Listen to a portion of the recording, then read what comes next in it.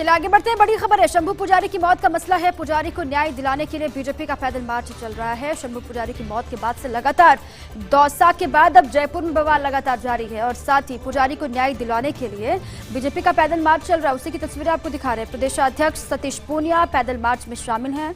बड़ी संख्या में कार्यकर्ता बीजेपी के हैं, साथ में लीडर्स भी तमाम बीजेपी के।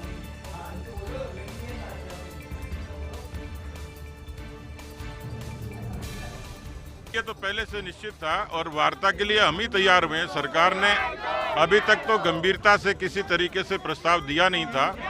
आज आंदोलन सरकार ने इसमें लिया है और मुझे तसल्ली होगी यदि सरकार हमारे प्रतिनिधिमंडल की बातें मान लेती है तो हम इस आंदोलन को डिफ्यूज कर देंगे। सरकार लगातार कह रही है कि बीजेपी राजनीति कर रही है, ऐसा नहीं करना चाहिए। देखिए, जब सरकार अनीति करती है तो फिर राजनीति होती है, लेकिन ये लाश की राजनीति नहीं है, कानून व्यवस्था की राजनीति है।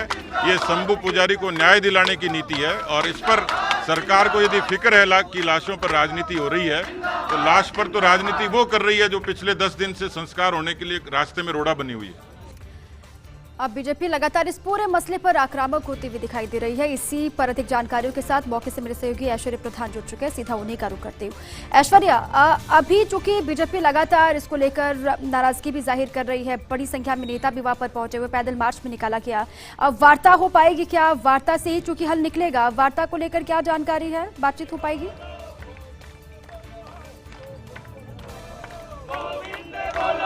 देखिए, इस वक्त की बड़ी खबर यह है कि वार्ता जो है वो लगभग सकारात्मक हो चुकी है, बस हस्ताक्षर होने बाकी है।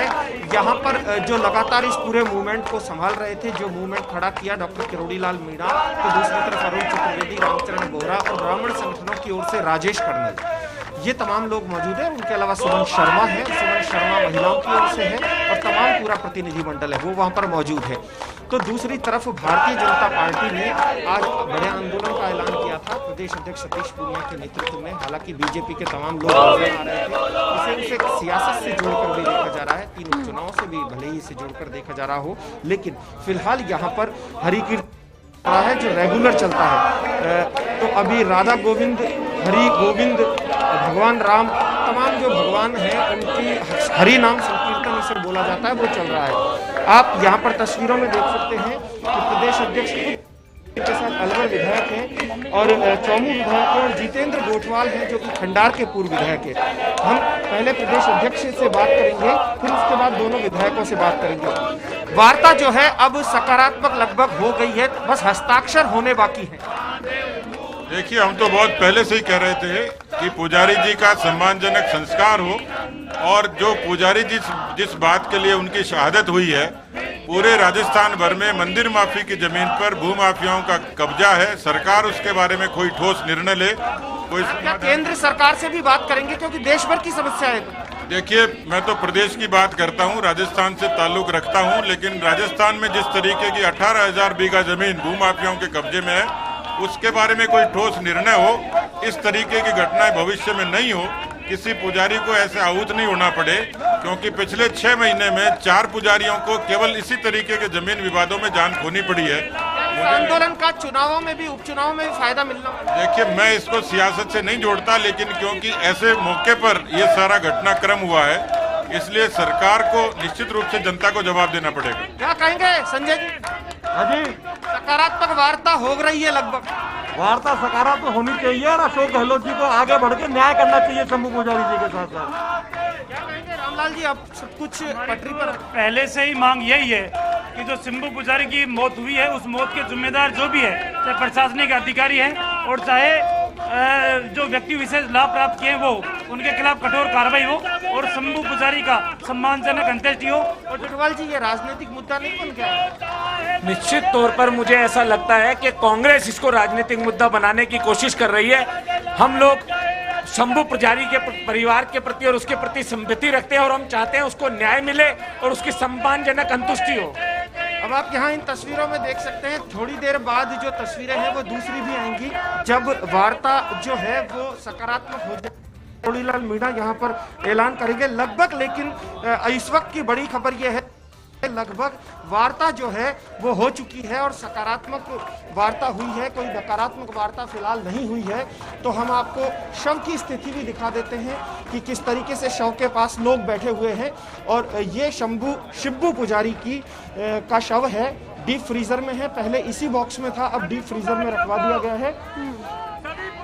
तो अब सरकार के स्तर पर वार्ता जो है वो लगभग सकारात्मक होने के संकेत मिल रहे हैं। थोड़ी देर बाद ऐश्वर्या, क्योंकि मसला हल होने की तरफ आगे बढ़ रहा है, ये राहत वाली बात है, क्योंकि पिछले कई दिनों से लगातार बवाल भी हो रहा है, हंगामा भी, और कई तरह की बातें भी इस पूरे धरने को लेकर की जा रही हैं। अब उसके इतर अब चूंकि बातचीत के बाद मसला हल होगा तो राहत वाली बात को देखा, किसी तरीके की ऐसी अप्रिय घटना भी नहीं देखने को मिली। कुल मिलाकर कहा जाए तो पुलिस के लिए कितनी बड़ी चुनौती रही? इस जगह के ऊपर शांति व्यवस्था बनाए रखने के लिए पर्याप्त मात्रा में जाब्ता लगाया गया। इसके अतिरिक्त सीनियर स्तर के अधिकारी 24 घंटे यहाँ पर तैनात रहे और हमारा प्रयास ये रहा कि सकारात्मक बातचीत से इस वार्ता का कोई नतीजा निकले और उसी के क्रम में आज इनको अभी आप लोगों को उकसाने की भी कोशिश की गई, लेकिन आप लोगों ने बड़ा भारी पेशेंस रखा। कल रात को भी ऐसा नज़ारा सामने आया। ऐसा कुछ भी नहीं है कि जिसकी वजह से पुलिस को अपना पेशेंस खोना पड़े।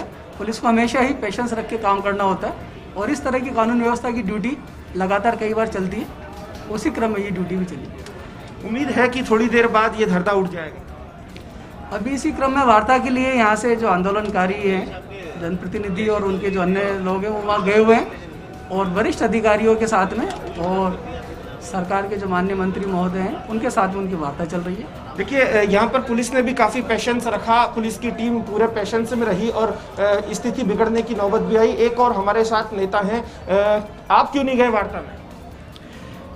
देखिए, 9 दिन से हम महुआ से लेकर यहाँ तक लगातार हमारे ब्राह्मण संगठन इस आंदोलन से जुड़े हुए थे और न्याय के लिए पूरी तरह से। आप वार्ता में नहीं गए या फिर आपने अपने प्रतिनिधि भेजा?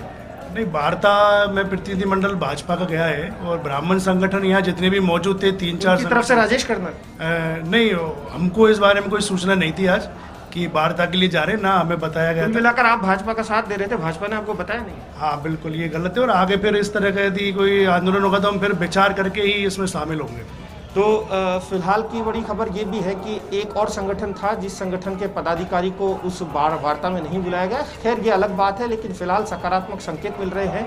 हमने भारतीय जनता पार्टी के नेताओं से भी बात की है, हालांकि वहां पर राजेश कर्नल मौजूद है जो कि विप्र संगठन के हैं, ये विप्र महासभा के हैं। पुलिस ने भी अपनी बात कही है, पुलिस ने हालांकि पूरा पेशेंस रखा, लेकिन थोड़ी देर बाद सकारात्मक जो है वो संकेत मिलेंगे। हस्ताक्षर होने को है, हस्ताक्षर होने के बाद तस्वीर सामने होगी और जो शव है वो महुआ ले जाकर उसकी अंत्येष्टि करवाई जाएगी, क्योंकि महुआ का सर्व समाज यहाँ पर मौजूद है।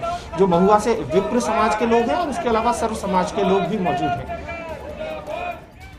बिल्कुल, और जो चाहते भी हैं कि जल्द से जल्द सम्मानजनक उनकी अंत्येष्टि हो और इसीलिए ये धरना यहाँ पर दिया जा रहा है। ऐश्वर्या, 1 घंटे से सचिवालय में लगातार बातचीत भी हो रही है, आपने कहा कि सकारात्मक दिशा में बातचीत बढ़ रही है।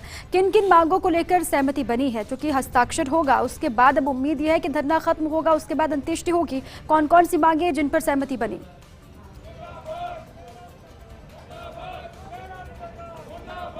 देखिए, पहले कहा जा रहा था, ये ब्राह्मण संगठनों के लोगों का कहना था कि ब्राह्मण समाज का कोई मंत्री आए जिसे सरकार भेजे। तो कुल मिलाकर कहा जाए तो महेश जोशी जो हैं वो काफ़ी सदे हुए राजनीतिक के माने जाते हैं। यूनिवर्सिटी के टाइम से उन्होंने राजनीति की और ऐसे में जब महेश जोशी बैठे हैं तो स्वाभाविक रूप से सकारात्मक संकेत भी मिलेंगे, क्योंकि नेता जो होते हैं कई बार अधिकारी स्ट्रेट फॉरवर्ड बात करते हैं, लेकिन घुमा फिराकर आपस में नेता की भाषा भी अच्छी तरीके से समझते हैं। तो महेश जोशी भी इस पूरे आंदोलन की संपूर्ण रूपरेखा को जानते थे। महेश जोशी के पास लगातार अपडेट भी दिया जा रहा था। तो ऐसे में महेश जोशी के साथ जब बातचीत हुई है उच्चाधिकारियों की मौजूदगी में, तो सकारात्मक संकेत मिलने की सूचना आई है। लेकिन किन किन मांगों पर सहमति? बिल्कुल ठीक है, सकारात्मक बातचीत हो रही है, किन किन मांगों पर सहमति बनी है, यही जानकारी देने के लिए मेरे साथ शिवेंद्र सिंह परमार जुड़ चुके हैं। सचिवालय में चूंकि बैठक हो रही है, शिवेंद्र, किन किन मांगों को लेकर सहमति बनी है? क्या कहा जा रहा है? धरना खत्म होगा ये माने? देखिए, करीब जो बैठक चल रही है अभी प्रतिनिधिमंडल और सरकार के साथ, उसमें हमारे पास जानकारी यह है कि सहमति 90% तक सहमति बन चुकी है। अधिकतर जो प्रतिनिधिमंडल के मुद्दे थे उन पर सरकार तैयार हो गई है। गृह विभाग से बाकायदा जो सहमति का मसौदा है वो टाइप कर प्रतिनिधिमंडल को दिखा दिया गया है। एक दो बिंदुओं में जो प्रतिनिधिमंडल है जिसमें भाजपा के नेता हैं, उन्होंने एक दो बिंदुओं में कुछ और सुधार के लिए कहा है। वो वापस अब गृह विभाग में मसौदा गया है, वहां पर रीप्रिंट हो रहा है, उसको टैप किया जा रहा है। जो जानकारी मुझे मिली है कि जो मंदिर माफी के प्रकरण है पूरे प्रदेश भर में, उनको लेकर एक कमेटी बनेगी। इसके अलावा शंभू जो पुजारी है उससे जुड़े हुए मामले हैं, चाहे वो FIR हो या और मसले हो, उनको लेके भी 2-3 कमेटी बनेगी। ये ऐसा लग रहा है लेकिन आज की जो सिविल लाइंस फाटक पर पिछले 2-3 दिनों से जो गतिरोध चल रहा है, धरना प्रदर्शन चल रहा है, वो आज खत्म हो जाएगा थोड़ी देर में। जैसे ये मीटिंग खत्म होगी, अभी जैसी जानकारी हमारे पास है कि मीटिंग में ब्रेकफास्ट चल रहा है। जो प्रतिनिधिमंडल और जो लोग हैं सरकार के, जिन्होंने महेश जोशी हैं, चीफ सेक्रेटरी हैं, DGP हैं, पुलिस कमिश्नर हैं, वो ब्रेकफास्ट कर रहे हैं। नाश्ता करने के बाद वापस अंतिम दौर की बातचीत शुरू होगी और उसके बाद कभी भी ये बैठक खत्म हो सकती है और सिविल लाइंस पर जो धरना चल रहा है उसको खत्म करने का ऐलान हो सकता है। लेकिन जो धरना खत्म करने का ऐलान होगा वो सिविल लाइंस पर जाकर होगा। बिल्कुल, और उम्मीद यही कि कोई सुखद खबर वहां से निकलकर सामने आए। शिवेंद्र, आज जो डेलीगेशन पहुंचा है उनमें कौन कौन शामिल हैं, कौन बड़े चेहरे? देखिए, डेलीगेशन में किरोड़ीलाल मीणा, जिनके नेतृत्व में ये पूरा आंदोलन चल रहा है, वो मौजूद हैं। अशोक लाहौटी मौजूद हैं, सुमन शर्मा मौजूद हैं और विप्र महासभा के जो राजेश कर्नल है वो मौजूद हैं। प्रमुख लोग जो इस आंदोलन को लीड कर रहे थे वो सभी इस आंदोलन में है। सरकार की तरफ से महेश जोशी हैं। महेश जोशी पहली बार इस पूरे पिक्चर में आए हैं, पहली बार इस पूरे आंदोलन में। तो उम्मीद है कि उनके आने के बाद, क्योंकि वो जिस तरह का उनका नेतृत्व रहा है, जिस तरह का उनका प्रभाव है, उम्मीद है कि महेश जोशी अब क्योंकि पिक्चर में आ गए हैं, मीटिंग में मौजूद हैं, तो उनके आने के बाद से ये उम्मीद थी कि आज इस जो आंदोलन उसका हल निकल जाएगा। और संकेत भी यही मिल रहे हैं कि किसी भी समय जो बैठक है वो खत्म होगी और जो नेता हैं वो बाहर आकर मीडिया से बातचीत करेंगे और बताएंगे कि किन मुद्दों पर उनकी सरकार से सहमति बनी है। अच्छा, लेकिन शुरुआत से शिवेंद्र, जब से ये धरना शुरू हुआ, किन मांगों को लेकर धरना दिया गया? उसके बाद अब चूंकि वहां पर सभी बिंदु तो रखे गए होंगे, कोई जानकारी मिल रही है क्या वो कौन कौन से पॉइंट्स हैं जिन पर सरकार की तरफ से सकारात्मक रुख दिखाई दे रहा है या फिर सहमति बनती हुई दिखाई दे रही है? बहुत ज्यादा जानकारी दीपा बाहर नहीं आई है, लेकिन जैसा मैंने कहा कि जिस तरह जो लोग बाहर निकले हैं बीच बीच में, उनसे हमारी बात हुई है, उन्होंने यही बताया है कि एक तो जो मंदिर माफी को लेकर जितने भी प्रकरण हैं प्रदेश भर में, उनको लेकर एक उच्च स्तरीय कमेटी बनाई जाएगी। शंभू पुजारी के साथ क्या हुआ, क्या घटना थी, उसको लेकर अलग 2-3 कमेटी बनाई जाएगी। और एक जो बात आ रही थी कि पुलिस के बल प्रयोग में व्यक्ति की जान गई थी, उसकी जांच के लिए एक कमेटी बनेगी। लेकिन सही तौर पर क्या क्या हुआ है ये बैठक खत्म होने के बाद ही पता चलिए, थोड़ा सा इंतजार और करना होगा। आपने कहा कि 90% तक बातचीत बन चुकी है, 10% का इंतजार करना होगा। अभी ब्रेकफास्ट चल रहा है, उसके बाद फिर तस्वीर साफ होगी। उम्मीद यही है कि कोई सुखद खबर निकलकर सामने आई और धरना खत्म हो। बहुत शुक्रिया ऐश्वर्या और शिवेंद्र, आप दोनों का बातचीत के लिए। छोटा सा ब्रेक के लिए आप रुकते हैं, खबरें लगातार जारी।